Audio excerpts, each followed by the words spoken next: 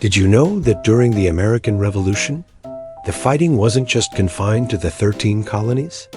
In fact, one of the earliest, most ambitious campaigns of the war was an invasion of Canada. And believe it or not, it almost worked. Let's travel back to 1775. The Second Continental Congress had a bold idea. What if they could convince the French Canadians in Quebec to join their cause and make it the 14th colony?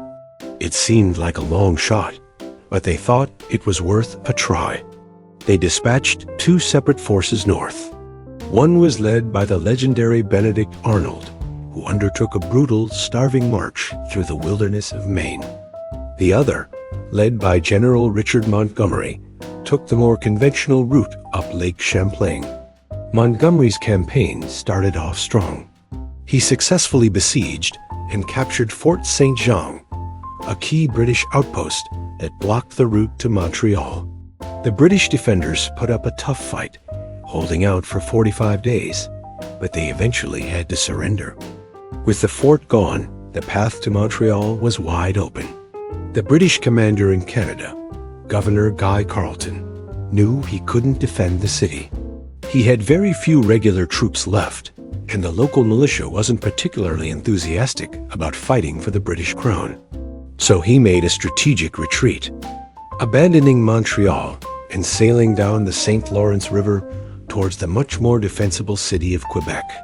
On November 13, 1775, General Montgomery and his Continental Army marched into Montreal without firing a single shot. The city's leaders formally surrendered, and for a brief, shining moment, it looked like the American plan was succeeding.